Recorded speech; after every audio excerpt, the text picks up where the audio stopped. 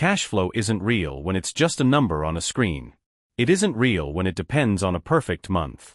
It becomes real only when it survives boredom, mistakes, and bad timing. And for most people, that shift doesn't happen at 10 grand. It happens after something quiet crosses 6 figures. Harry didn't look like money. That was the first thing people noticed, then forgot. 32 years old. A clean hoodie. A 10-year-old sedan with a paint chip on the rear door. He worked operations for a mid-sized logistics company, clearing $6,450 a month after tax.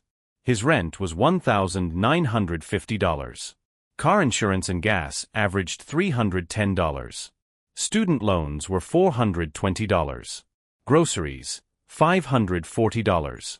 Utilities, phone, subscriptions, another $260. A couple meals out, $220. On paper, he should have been fine. But the fine never stuck. Every month had a leak. A birthday. A flight. A dental visit.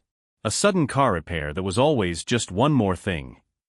He kept $2,800 in checking, $900 in savings, and a credit card balance that hovered around $3,600 like a storm cloud that refused to move on.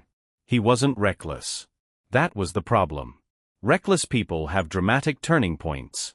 Harry just had drift. The slow kind. The kind that eats years without leaving fingerprints.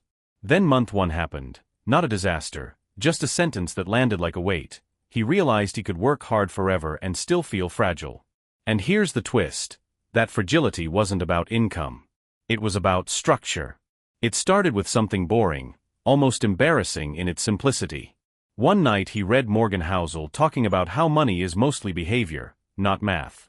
Then he ran into Ramit Sethi's blunt idea that a rich life isn't a number, it's a system that funds what matters and cuts what doesn't. Harry didn't buy a course. He didn't announce a new era. He didn't post about discipline.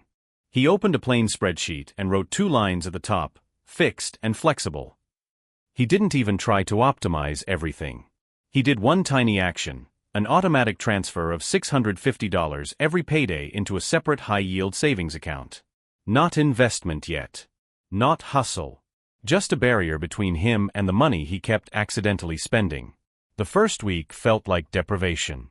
Not because he couldn't eat out, but because he couldn't pretend. The account balance in checking looked smaller, and that triggered something primitive, the sense that he was behind. This is the part most people miss. Your brain doesn't measure financial safety. It measures immediate comfort. Month 3, the spreadsheet had changed him in a quiet way. He could predict his month. The bills were known. The leaks were named. He stopped calling random spending life, and started calling it what it was, optional. He also learned a harsh truth. Saving feels fake when it's small. A few $100s doesn't change your decisions. It just changes your mood. And moods don't build wealth. Systems do. Still, he kept transferring. Paycheck after paycheck. Boring. Mechanical. Almost insulting in how unglamorous it was. Then, at the end of month 3, he checked the savings account and felt nothing. No fireworks. No triumph. Just a number that didn't impress him. That moment nearly broke the habit. Because the mind wants a reward right away. And there wasn't one. He stayed anyway. Not for motivation, but from a rule he wrote on a sticky note and put under his monitor. The point isn't feeling rich. It's removing panic. And then something shifts, because panic is expensive, and Harry was finally tracking its price. Month 6 arrived with a test that didn't care about his spreadsheet. His car died on the highway on a Tuesday morning. Not a flat tire. Not a quick fix. The engine seized, and the mechanic didn't soften it. The repair would be $3,900, and even then the car would still be an old car with old problems. Harry sat in the waiting room with that specific kind of dread, a dread that isn't fear of the bill, but fear of what the bill means. He could feel his identity trying to return to its old shape, the guy who handles problems with a credit card and tells himself he'll fix it later. He opened his banking app. The savings account was at $6,740. His thumb hovered. This is where the conflict wasn't financial. It was personal. If he used the savings, he'd be admitting the money was real. And if money is real, responsibility is real. That's the part most people don't say out loud. He paid the mechanic from the savings account. No debt. No bon. No juggling. Just a clean transfer, then a quiet drive home in a rental. He expected to feel proud. Instead he felt sober. Because it worked. Because the system worked. That night, he did something small but dangerous. He rewrote the story he'd been telling himself for years. He wasn't bad with money. He was unprotected. The point isn't the car repair. It's the pattern.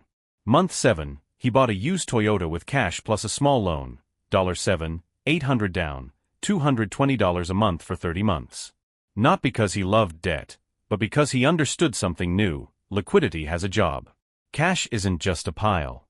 It's a shield that keeps you from selling your future for the present. And here's the twist. The shield only works if you don't constantly pull it apart. Year 1 was where Harry learned the most humiliating lesson in building cash flow. Progress is quieter than insecurity. His savings rebuilt, slowly. $650 per paycheck became $750 after he negotiated his car insurance down and cut subscriptions he didn't use. He stopped treating himself out of guilt.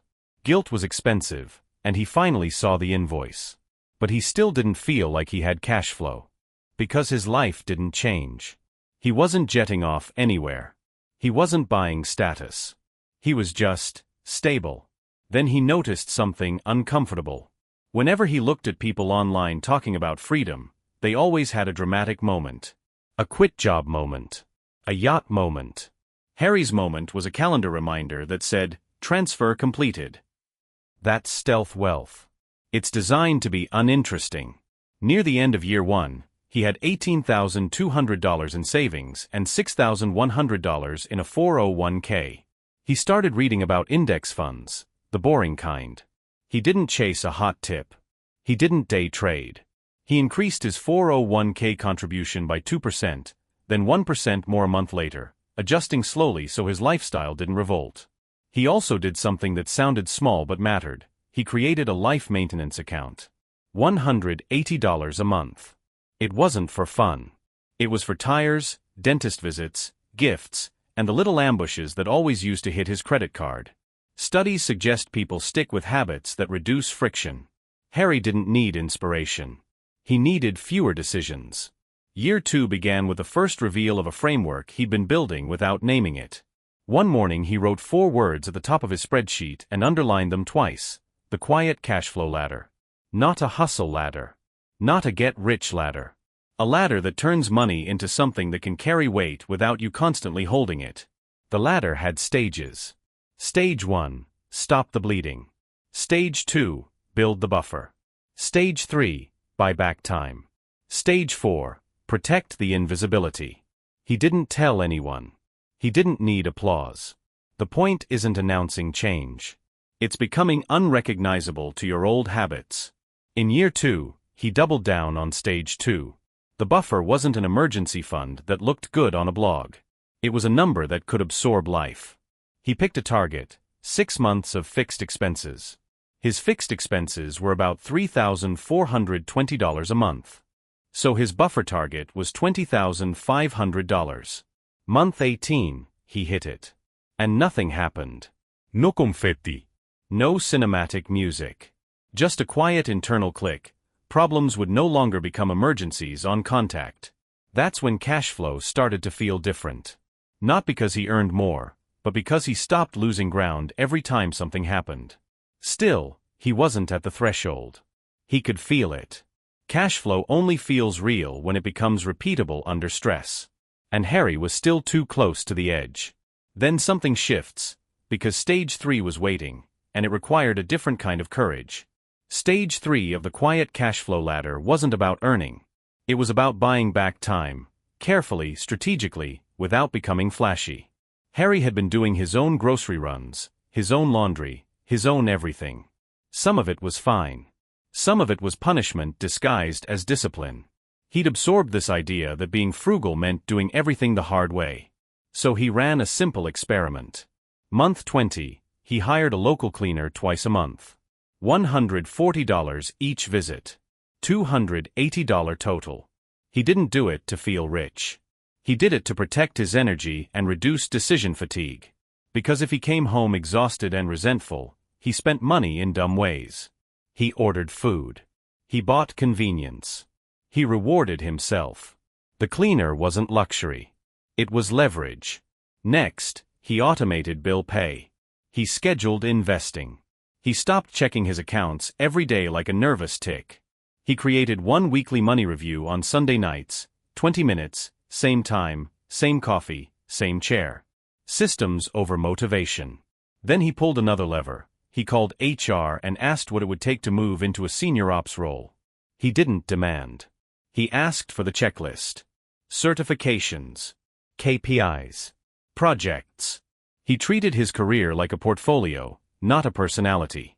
Year 2, month 24, he got a raise. Not huge. $9,000 a year. But it was predictable. It was stable. And it went straight into the ladder. The point isn't the raise. It's the pattern. Here's the twist. When the system works, it becomes tempting to reward yourself by breaking it.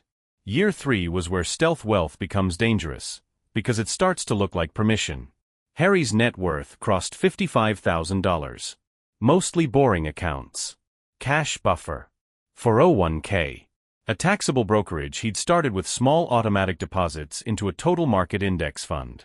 He still drove the Toyota. Still rented the same apartment. Still ate lunch at his desk half the time. Then his friends started upgrading. New leases. Bigger places. A wedding that turned into a week in Italy because life is short. Harry got invited, and he wanted to go. He could afford it, technically. He could pay for the flight and the hotel. He stared at his spreadsheet. This is where the identity shift gets tested, when you can afford something, but you can't afford the pattern it teaches. He went to the wedding. He didn't do the Italy extension. He didn't explain. He just said he couldn't make that part work. That sentence was a quiet flex, but not the kind people think. It wasn't "I'm disciplined." It was "I protect my future even when no one applauds." Year 3, month 33, his cash buffer stayed intact. His investments kept growing. He was nearing $75,000 net worth. Still, Cashflow didn't feel real. Because it still felt like he was doing it. He was the engine. Then he started seeing a different goal forming. Not just save more, but build cash flow that arrives without negotiation. That's the threshold people misunderstand. $100,000 isn't magic because it's impressive. It's magic because it changes what compounding feels like. A 7% year on $10,000 is a nice dinner. A 7% year on $100,000 is a new monthly payment, without more work. And then something shifts, because Harry's ladder moved into stage 4, and stage 4 is where most people accidentally blow it. Year 4, Harry crossed $100,000 net worth in the most anticlimactic way possible. He was in line at a pharmacy, buying allergy medicine. He checked his accounts out of habit. The number was there. 6 figures. He didn't smile. He didn't text anyone. He didn't even feel relief at first. He felt a strange silence. That silence was the absence of financial noise. The absence of constant recalculation. The absence of dread when the calendar flipped to a new month. Cashflow started to feel real after $100,000 because the money began to push back. Not in a dramatic way. In a quiet, repeatable way. His investments threw off tiny dividends. Not life-changing, but present. His savings interest was no longer lunch money. It was noticeable. He could watch a normal month happen and see the system still build. But the most important shift was psychological. He no longer needed every month to be perfect. He could have a bad month and not lose the year. This is the part most people miss. Before 6 figures, cash flow feels like a performance. After 6 figures, cash flow feels like a property of your life. Like gravity. Always on. And here's the flip. Harry stopped thinking about getting to $100,000 and started thinking about staying the kind of person who keeps $100,000. That's the handoff moment. The goal hands off from accumulation to identity. The point isn't $100,000. It's the pattern. Year 5 is where stealth wealth proves itself. Not by buying more, By staying invisible while everyone assumes the story should change. Harry's income was higher now. After promotions and steady skill stacking, he was clearing $7,800 a month after tax. His rent was still under $2,200 because he hadn't chased the hottest neighborhood. His car was paid off. His fixed expenses stayed controlled. He could have upgraded everything. And that's exactly why he didn't. He practiced lifestyle lag on purpose. When his income rose, he didn't inflate his life to meet it. He inflated his buffer, his investments, and his options. He also protected his habits like a secret. He didn't debate his budget at dinner. He didn't argue online about money. He avoided people who treated wealth like a costume. He kept the Sunday review. Kept automation. Kept stage 4, protect the invisibility.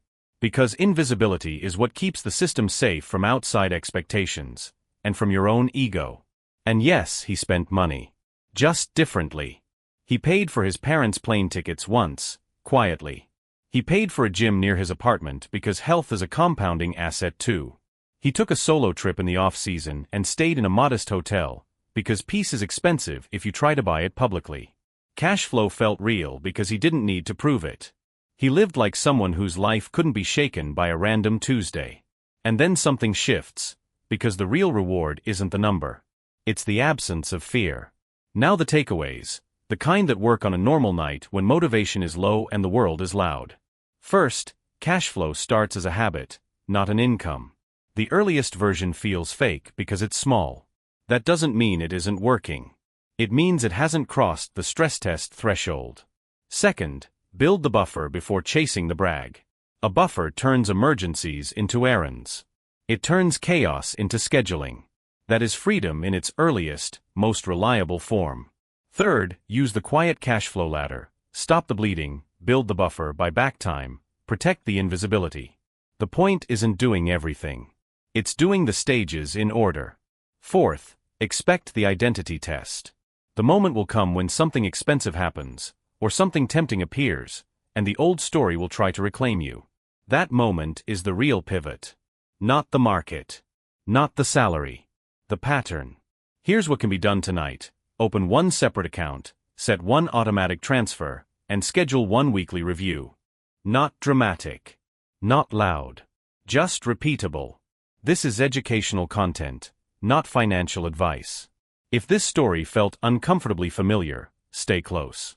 Quiet systems change loud lives.